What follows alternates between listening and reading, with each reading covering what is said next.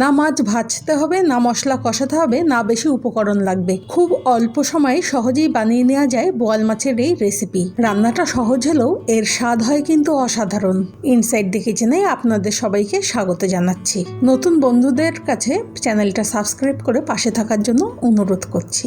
আজকের এই রেসিপির জন্য আমি 7 পিস মতো বোয়াল মাছ নিয়েছি। এগুলো ম্যারিনেট করে নেব। তার জন্য নুন আর হলুদ গুঁড়ো দিচ্ছি। প্লেটটা ছোট হয়ে গেছে, তার জন্য জায়গাটা চেঞ্জ করে নিচ্ছি। 2টো পেঁয়াজ পাতলা পাতলা করে কেটে দিলাম। 4 কোয়া রসুন আর হাফ ইঞ্চি মতো আদা গ্রেট করে দিচ্ছি, বেটে দিলেও হবে। একটা টমেটো কেটে দিলাম। হাফ চামচ করে জিরে আর ধনে গুঁড়ো দিয়ে দিচ্ছি। 1 চামচ ভিনিগার দিচ্ছি, এর বদলে লেবুর রসও দেওয়া যেতে পারে। 1 চামচ মতো কাশ্মীরি লঙ্কার গুঁড়ো আর হাফ চামচ মতো লঙ্কার গুঁড়ো দিচ্ছি। সর্ষের তেল দিচ্ছি 2 চামচ মতো, আর কয়েকটা গোটা কাঁচা লঙ্কা দিয়ে দিলাম। এবার মাছটা উপকরণ দিয়ে ভালো করে মেখে নিচ্ছি। মাছটা আমার খুব সুন্দর করে ম্যারিনেট করা হয়ে গেছে। এখন এটা ঢাকা দিয়ে রাখবো ওই আধা ঘন্টা মতো।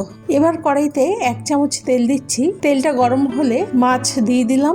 ঢাকা দিয়ে রাখছি লো ফ্লেম করে।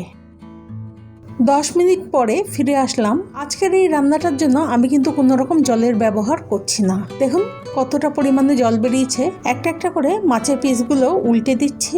বোয়াল মাছ কিন্তু খুব নরম মাছ, তার জন্য খুব সাবধানে উল্টাতে হবে। মাছগুলো উল্টে নিয়ে আবার ঢাকা দিয়ে রাখছি। আরো 10 মিনিট পরে ঢাকাটা খুলে মশলাটা একটু টেস্ট করে নিচ্ছি। তো এখন স্বাদ মতো আর একটু নুন আর সামান্য চিনি দিয়ে দিচ্ছি। আচ্ছা, এখন মাছের পিসগুলোকে আবার উল্টে পাল্টে দিয়ে ধনেপাতা কুচি ওপরে ছড়িয়ে দিয়ে আবার ঢাকা দিয়ে দিলাম। আরো 5 মিনিট কুক হতে দিচ্ছি। এই মাছ রান্নার গন্ধ না চারিদিকে ভরে গেছে। যাই হোক, 5 মিনিট পরে গ্যাসের ফ্লেমটা অফ করে রেখে দিচ্ছি। রান্না হয়ে গেছে। গরম ভাতের সাথে এই বোয়াল মাছের রান্নাটা থাকলে বিশ্বাস করুন আর কিচ্ছু খেতে ইচ্ছা করবে না। কেমন লাগলো রেসিপিটা অবশ্যই কমেন্ট করে জানাবেন। আর আপনাদের বোয়াল মাছের কোন রেসিপিটা ভালো লাগে সেটাও বলবেন। ধন্যবাদ।